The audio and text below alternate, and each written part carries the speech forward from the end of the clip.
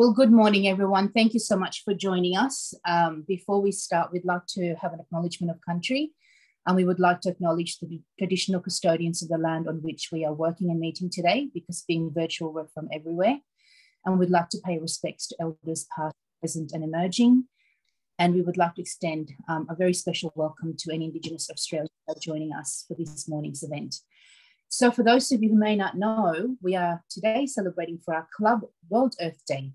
So every year, World Earth Day is being celebrated on the 22nd of April as a day of action to raise awareness of environmental challenges and issues that negatively impact our planet. The theme this year is Restore Our Earth.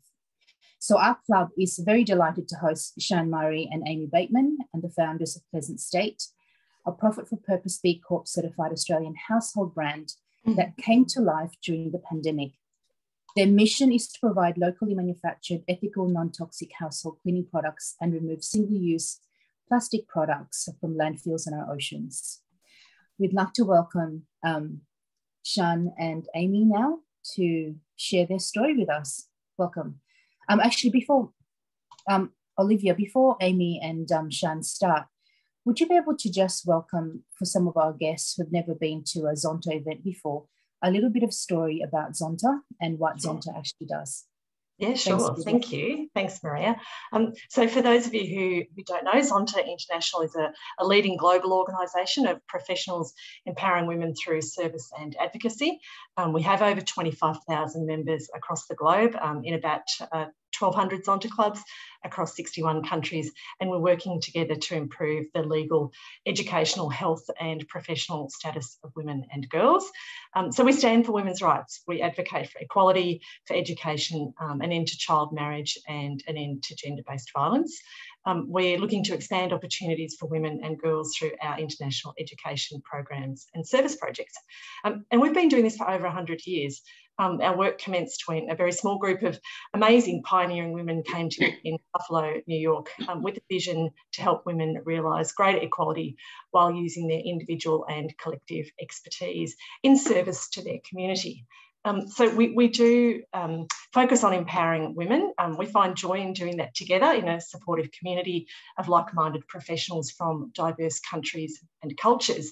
And an example of how diverse we are, we do have 3 clubs in the Ukraine, and obviously our fellow Zontians who are in the Ukraine are having quite a challenging time at the moment. And it reminds us that in times of conflict and war, women do primarily bear the burden of keeping their families together, ensuring the safety and health of their children, and addressing the long-term emotional and physical damage inflicted by war.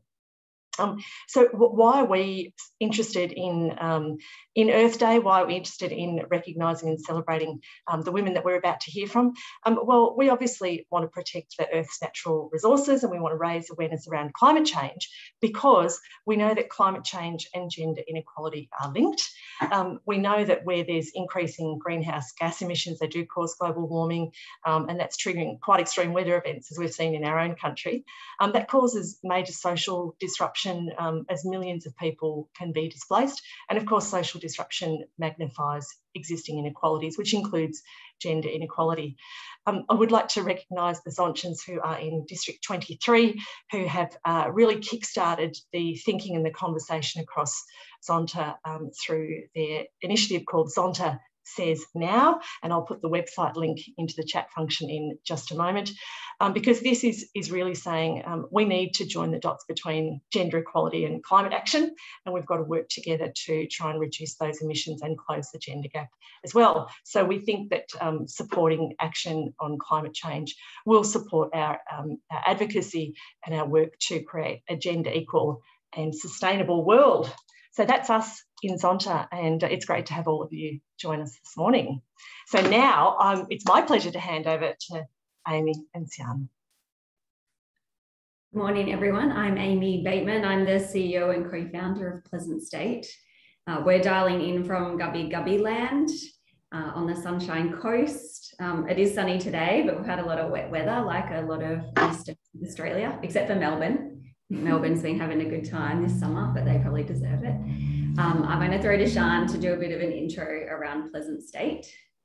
Yes, I'm Sian. I'm also co-founder and creative director. Amy and I obviously live and breathe Pleasant State so much now that we're accidentally matching. This wasn't on purpose. I think we just are so connected now with the brand and the colors that this seems to happen all the time. Even the cloths are matching.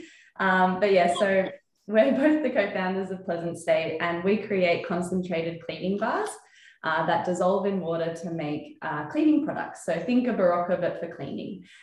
We have 3 different cleaning products, a multi-purpose cleaner, a glass cleaner, and a bathroom cleaner. So how it works is you fill one of these bottles with hot water from your tap. You drop in this concentrated bar, you wait for it to dissolve, and then once that's done, you can just get cleaning and use this like you would a normal spray cleaner. So they're super effective. That means there's 0 waste. We use plant-based ingredients, so they're much healthier for you as well. Our bars are Australian made. We make these up here on the Sunshine Coast.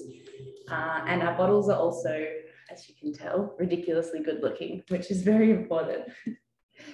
And so Pleasant State, we started during the pandemic. Amy and I met early 2020. Amy had been struggling with her health. I want to touch on this for you. Do you want to go through this? Yeah, so I'd been having a lot of, that would be weird if you tell my story. I'd been having a lot of health issues. So for about 16 years, had gut issues after I was traveling. And then I just became very sensitive to a whole lot of toxins. And that progressed to having daily headaches for about 18 months, which was very debilitating. And I went through a process of eradicating a whole lot of plastics and chemicals in my home. So anything from my mattress to the flooring I used, to the cookware that I used, anything that was kind of based on plastic or had certain toxins in it, I had to eradicate. And the cleaning products were a really difficult category to resolve. So I was using products, that had organic in the name, thinking that they were safe for me. But anytime I would use it, my headache would, escalate into a migraine. I just couldn't understand why. And I would try to seek clarity from these organisations and not get a lot of information. And that's because the cleaning sector is very unregulated. Came across the concept of just add water products that were popping up overseas. Couldn't import them. And when I started to look at the ingredients, realized they were just ingredients that I couldn't use myself, and there's no way that I would let other people use it. Not only that, the bottles that they were coming out with were still made of plastics or acrylics and really poor quality. So it kind of defeated the purpose of having a durable, refillable bottle if it was poor quality. So decided, well, I really want this product. I think it's a really great idea. 97% of our cleaning products are water. So, we're transporting around that water, which is really heavy, contributes to transport emissions, throwing out that plastic bottle at the end of the day. I think everyone's aware of the plastic epidemic. We're starting to just understand the impact microplastics are having on human health. A recent study uncovered microplastics in our blood. And so they're starting to investigate, what does that mean for our organs? I think we all know that's not a good outcome. So just decided, I'm just gonna make this thing. Can't be that hard. It's very hard. But needed someone really amazing to bring the brand to life. I guess being a problem solver and working on complex problems, I knew I'd be able to bring people together, but needed someone to build a really amazing brand so we could get this idea to market and really communicate the benefits. And then the universe introduced me to Sian. So we met, early 2020. I'd really been focusing on sustainability lately. I had been involved just before Amy and I met in the Fight for the Bite campaign up here on the sunny coast. And I was just kind of looking for something to sink my teeth into that was really rewarding as well. When Amy told me about this concept at a cafe on the sunny coast, I was like, wow, what an idea. It seems so simple, seems so obvious. 100% I would love to be involved. And then the ball just started rolling very quickly from there. I think that was just before COVID kicked off. When COVID, when everything started shutting down, we kind of paused for a second. We were like, oh, maybe we should just pause, take a break, assess what's going on in the world, and then regroup. But then the next day we were like, no, we need to go now. The time is now, the time for a zero waste and also healthier cleaning product. could never be more important than it was at that time. So yeah, we got started and we tried to enter the market as quickly as possible. So we launched our socials and we launched our brand in June of 2020. And then we launched the crowdfunding campaign in August. And so that crowdfunding campaign, we ran that on Indiegogo, and the goal there was to raise the money we needed to manufacture our glass and silicone bottles. But it was also to test the market and just to make sure that this idea and this brand and this concept that we'd created would resonate with people and people would want to get behind it and support it. And we were very happy and very proud to say that it did. We hit our target. Our target was around $54,000 and we ended up exceeding that and raising over $87,000 from 1,500 backers. So it was a crowdfunding campaign is a lot of hard work, but it was really rewarding and it really gave us a really good community base that we could then take into 2021 when we launched our e-commerce store in March and we started shipping out our products. Yeah, so we're being in, as Sian said, we shipped in March. So we went from idea to market in 13 months, recognizing we had to get out there quickly. We knew competitors would come into the market and we wanted to be the first, which we were.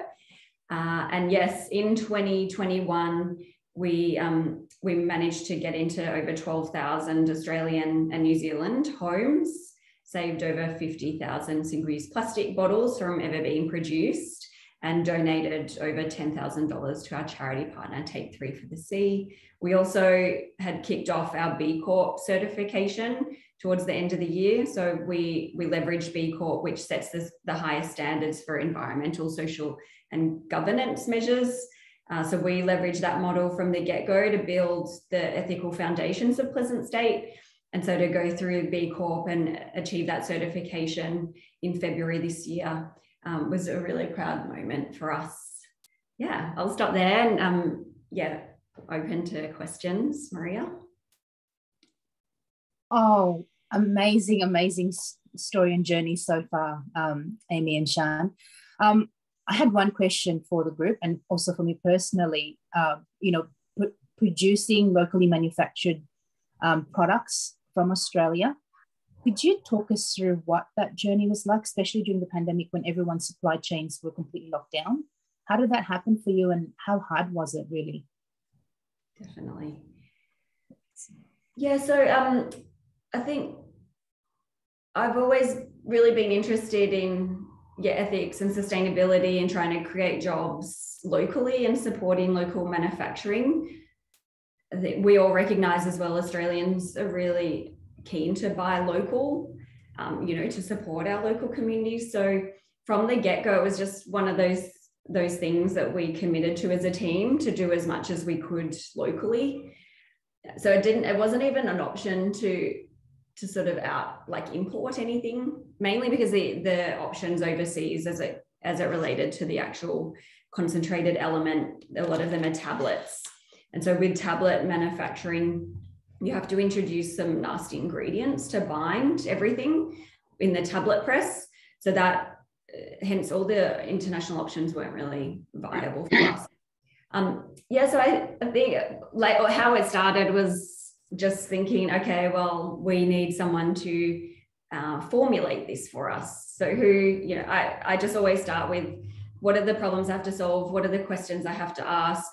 Who do I have to speak to? Who in my network can connect me? And so it took a good 6 weeks to even find a formulation chemist in Australia, which for me was just such a long time because I like to do things quite quickly. So we eventually we're face-to-face with 2 formulation chemists after searching for ages, which was really rare. There's only 5 freelance formulation chemists in Australia. So to even get face-to-face with them was a bit of a miracle. And we were just able to sell them on our mission. Like they really believed in what we were doing. And that's the chemist that we now work with today. He's been formulating for over 40 years with a lot of really big companies, both in Australia and overseas. I think for him, this was an opportunity to right some of the wrongs from his past, because unfortunately this sector, they are producing chemicals that are really bad for people and planet. their employees have been exposed to these chemicals for decades. They know about the risks with it, but still, I guess it's so entrenched, these behaviours, and it's often people find it too difficult to go back. So that was the first hurdle. Our chemists led us down the extrusion path. So we extrude our bars, which is a different manufacturing method. As I mentioned, tablet pressing introduces nasties. So he was convinced we should extrude them, and informed us that that would be quite easy to do, that a lot more people extruded. That was not true. So I've learned, like, take things that our chemist Wayne will say with a grain of salt at times. So what happened there, we at the beginning just started contacting contract manufacturers in Australia and then New Zealand. It was really interesting. The state of Australian manufacturing was a real eye-opener for me. So I'd call them, I wouldn't get an answer. The phone line would be dead. I'd leave a message, they wouldn't call back. If I did get onto them, they would just explain that they don't manufacture products in this form, and they just weren't interested in doing so. So a real lack of innovative spirit amongst these contractors, which was really interesting. So then I branched out to New Zealand, and every time I would speak to them, I'd just say, could you introduce me to someone else? Like, is there anyone else you think could help us? Because no one was interested in the cleaning space, that led us, I just started to look at, well, who else is manufacturing products in a similar form, which led us into kind of the vitamin space. So it was actually through that route we got onto our first manufacturer that was actually interested in supporting, like at least talking to us and looking into this as an option, because he himself also wanted to address something around plastics. He just had a client where he suggested that they use oyster shell as an alternative plastic source for their containers, and it would have cost them an extra 20 cents for the container, and they just weren't even interested, because increasing their base cost price by 20 cents in order to reduce their impact on the environment. We're talking, they're producing probably hundreds of thousands of units. They just weren't even interested. So when we got onto him, he was like, yeah, definitely, I want to do something about this, let's chat. The issue there was, again, he ended up being a tablet manufacturer. We would have had to produce 150,000 units. So that's the next issue. If the manufacturer even exists and is willing to talk to you, the MOQs in Australia are just so high that for many startups, again, it's not viable. So you've got higher base cost price, higher MOQ, without the cash to sort of fund something like that. So that didn't work out. So that was actually the that was first manufacturer. Second was a contract manufacturer up here who, because of COVID, just they started focusing on producing hand sanitizer. So for whatever reason, we couldn't get them interested enough. The third, we were coming down to the wire by then. I think it was September, and we had promised to ship our products out by December that year. In September, we started to do our first trial runs, and their machine was not fit for purpose. Like, we went down there really excited, got the machine up and running, and then it just made this horrible sound and died. And it just became apparent very quickly that unfortunately, they didn't have the extrusion expertise. And so it got to the point where we were working with sort of this guy who's a problem solver in the cleaning space, and we were going to buy equipment ourselves, like commercial cleaning equipment, and mix it and use like different devices to effectively extrude. And then thankfully, someone who was really supportive of us in the early days, he had significant extrusion experience, and he was looking for his next opportunity again to make a difference in the world. And he approached us and pitched to effectively set up a business. And so he invested in developing the bespoke tooling and manufacturing equipment. He did all the R&D. He invested in a flow wrapper. So everything from the mixing of the ingredients to the extruding to the wrapping, the final wrapping, he invested in. So we were a little late as a result of that. We got to market in March in the end, which I think was still a good result. So 13 months from idea to market with all of those challenges. I would say that, it's not hard. So you have to have a lot of determination. For us going overseas, it just wasn't an option. So we just kept plugging away. And I think people might give up a little bit too easily. But having said that, yeah, the industry, unfortunately, because we offshored a lot, just doesn't exist to support small businesses. We can't manufacture our glass and silicone bottles in Australia. I did a big call out on LinkedIn. I've got a fairly big network, just saying, come on, people, like, it must be possible. Like, why are we producing this stuff offshore? And I did get in touch with Visy. So we've got 2 large glass manufacturers in Australia. Visy did speak to me. They said every now and then they'll do like a bespoke run for a small business, but the MOQ is about 300,000. So that's a small run for them. Mostly they work for VB and Coles. And VB has its own furnace. It runs 24/7. They're producing millions of units. So not easy, but not insurmountable. We decided to not be a low price player, knowing that there were strong values that we had. We didn't want to compromise on quality, ingredients, or where we purchase from. And so hence we've been able to do a lot in Australia and still maintain really good margins. Unfortunately, for a lot of our competitors, they kind of started with an importing model, thinking that they could switch to produce in Australia, and they really want to, but now they don't have the margins to be able to make that switch, unfortunately. So understand. You need to really understand what it will cost you to do it here, and make sure you price appropriately for that. That's phenomenal. Your journey, I'm just shaking my head and going, oh my goodness.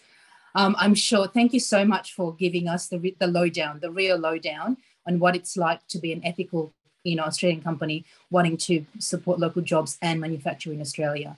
So, now that you've created that pathway, I'm sure there's lots of questions from the rest of the attendees. I think, Olivia, you had a question there. Yeah, I do. You mentioned about the B Corp certification, and there's the highest certification for ESG.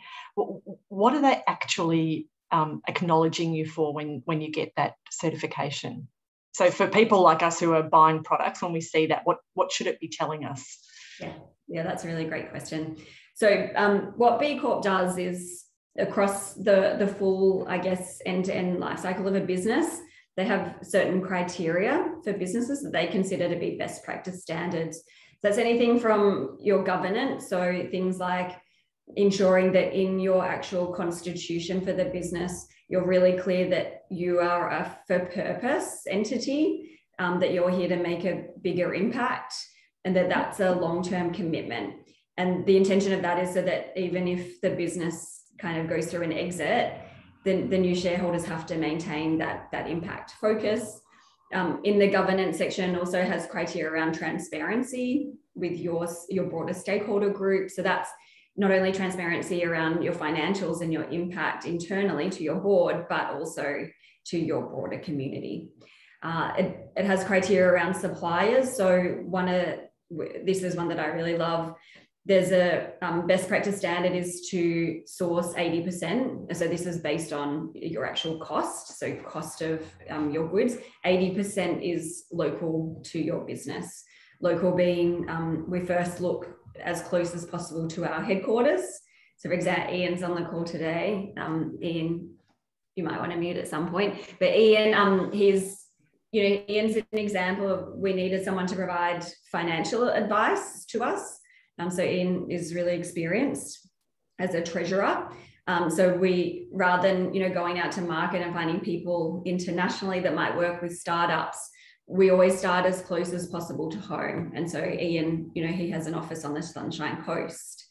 So we start there. If we can't find anything local to us, then we'll start to broaden out of the state. We look in Australia. And then as a last resort, we look beyond that. But we also consider diversity is another example. So really looking at diversity in terms of gender, age, ethnicity, culture as well, religion. These are all factors that we consider in our procurement processes.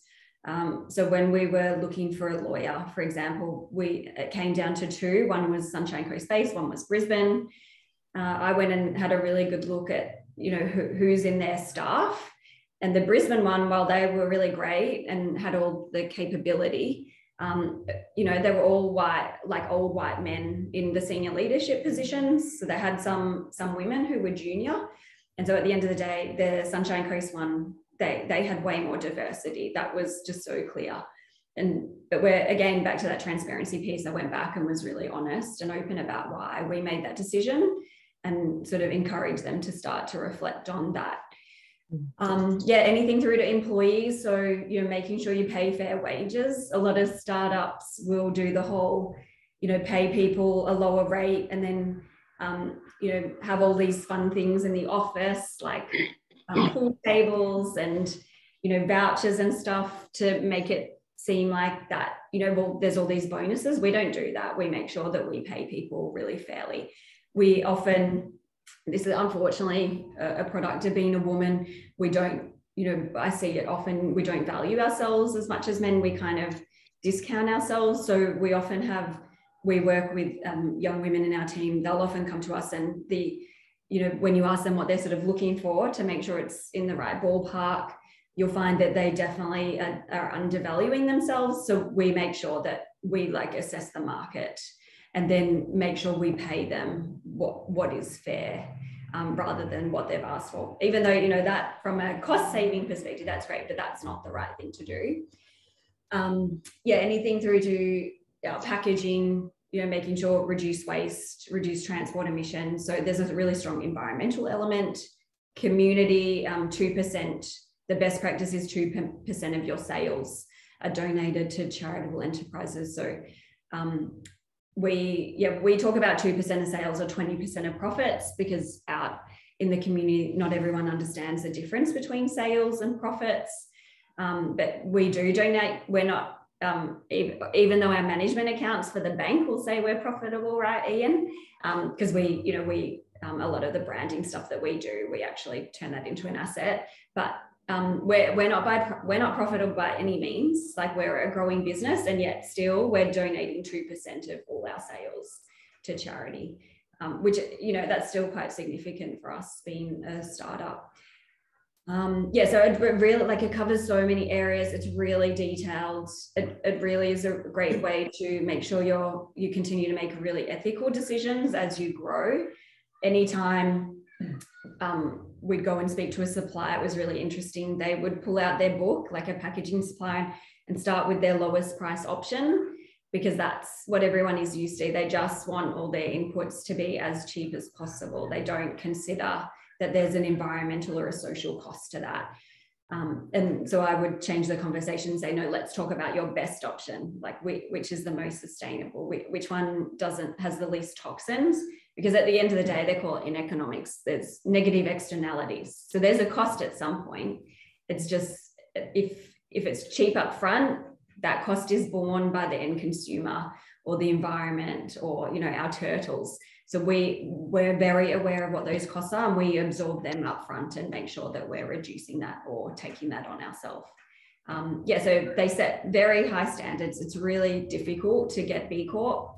Most people look at what's required, and if you're effectively retrofitting that, doing it after the fact, it can take years to change your processes internally. We were lucky we didn't have that challenge because we started with B Corp from the get-go. But yeah, to go through the certification process, it takes many months. They are very thorough. They audited and reviewed at least 40% of our questions and required evidence. So a lot of people just wouldn't even go to the lengths because it's really challenging. Yeah. That's really helpful. Thank you. That makes me feel much more educated as a consumer, because now I know what that means. And congratulations to both of you for putting in the hard yards now. As you say, you know, you're starting out as you intend to continue and finish up, and that's a really powerful position. Thanks, Olivia. Did anyone else? We've got time for one more question from the group. Is there? Yes, there is. Yes. Mum, go ahead. Go ahead. I was just wondering what criteria you use for determining the charities you support. So we just, We went with Take 3 for the Sea very early on in our journey. It was even before the crowdfunding, we knew that we wanted to donate 2% of all sales, even from our crowdfunding campaign as well. And prior to launching, we actually did a lot of market research with our customers as well. And that was for everything, you know, our brand name, our branding, the product, just really understanding our customers. But it was also to help us make decisions such as, you know, which charity do we want to align with as well. And Take 3 for Sea was one of the ones that really aligned with me personally as well. They focus on cleaning up, obviously, our oceans. The concept is every time you go to the beach, take 3 pieces of plastic with you.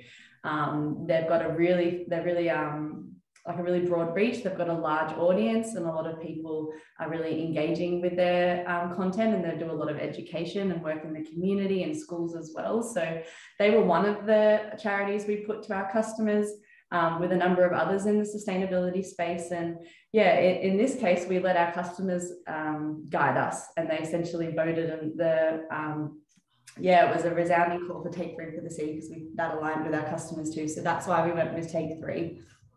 Excuse me.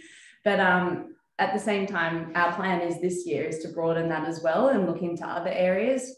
For example, health and the ingredients in our cleaning products is a massive area of concern, and something we really want to focus on educating our audience about this year. So we're looking in 2022 to expand that and to also donate to other charities too. Thank you. Thank you. Good question, Val, because, you know, obviously we have an audience in Zonta, and these are, you know, you are who we're looking for to support. So let's have a chat around how we can get the two collaborating together. Yeah, definitely. Fantastic. So any other, that's it. So did anyone else have a question? I can't quite see my screen. I just had one. Carolyn. Question. Can you remind us, please, what your products are, what you've got in the product range?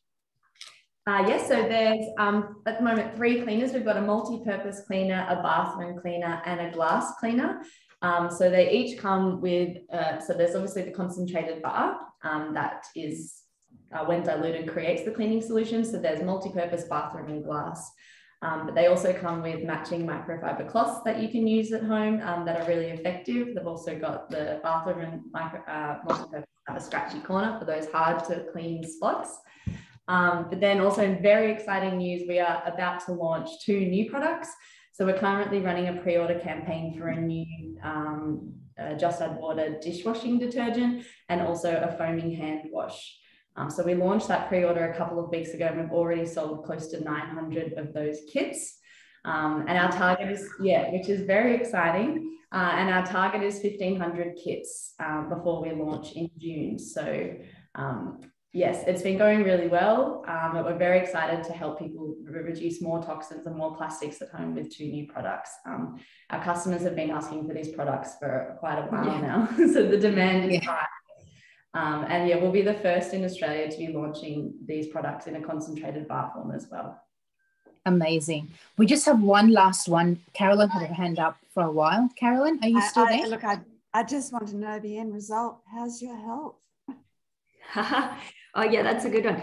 Yes, much better. Thanks, Carolyn. I was able to manage the headaches and address the migraines. I'm still very sensitive to a lot of artificial fragrances. So no one in the team is allowed to wear too much stuff, nor my partner. Every time he'll like try a new product, I'm like, what is that? You can't use that. Stop. Like, you can't be near me. Yeah, I'll come in sometimes and you're like, what are you wearing? Yeah. So it's super sensitive, but I'm not the only one. Like, yeah, I'm finding this is a really common issue actually. And as we start to do more stuff face to face, so we've been attending some markets and expos recently, it really is amazing how many people come up to us and have just so many allergies and sensitivities to products. And it's such a, I guess, rewarding thing to know that we're really helping change people's lives, like people who get horrible skin, like dermatitis, or they have autoimmune diseases and they just can't use stuff, and then they find Pleasant State, and it's such a relief. So that, we love hearing those stories, because it means that we're making a really significant difference on a daily basis for a lot of people. You definitely are. Kylie, you had your hand up. This is definitely the last one, and we'll wrap up. Thanks, Maria. I knew I was being cheeky. Amy and Sian, that's like, it's awesome what you guys are doing. I'm someone who searched hours and hours to find glass and silicone bottles for my baby, etc.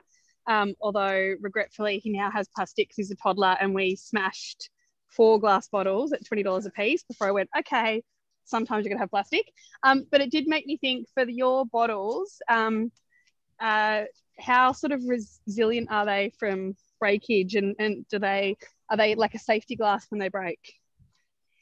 Yes, so the silicone definitely helps with drop protection. At the end of the day, it's still glass, unfortunately. So, you know, like your cups you use or plates, when you drop it from a significant height onto a really hard surface, we have problems. What we mostly find is that the trigger, for whatever reason, the trigger is what the bottles land on predominantly. And so we find the triggers break a lot more than the actual bottle itself.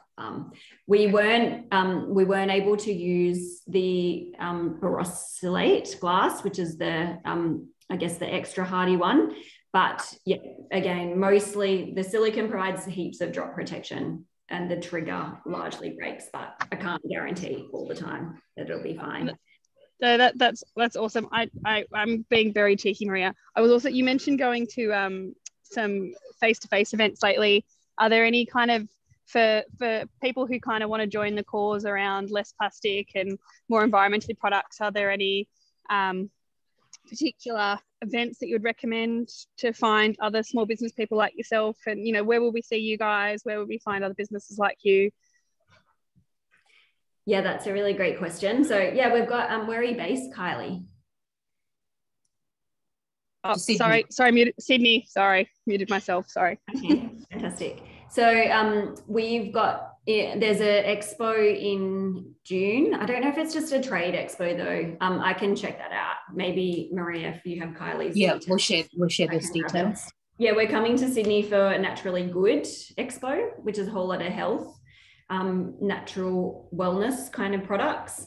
We've got the Finders Keepers. So there's a Finders Keepers market in Sydney in June, July. And then, it's not 100% confirmed, but hopefully we'll be there for that one. If you join our mailing list online, we've got, you get 10% off your first purchase, but we also tend to share updates. We also do that on our socials. Another good way is look at, if you're interested in B Corp businesses. So if you search for B Corp, they actually have a database of all Australian businesses that are B Corp certified. And yeah, that's a really great resource to look at businesses that are really, I guess, purpose-led. The other option is we actually stock Pleasant State on a platform called Go4Zero, GOFORZERO. So these are marketplaces that provide plastic, toxin-free, Australian-made products. So Kylie, I think Go4Zero would be a really good place for you to have a look at. Fabulous. Look, that's amazing tips. We're learning so much. Thanks, Kylie. And thank you so much, Sian and Amy, for joining us this morning. If I can get everyone to please unmute and just send them a massive round of applause. That was a phenomenal presentation, and your journey is just inspiring. Yay. Thank you, guys.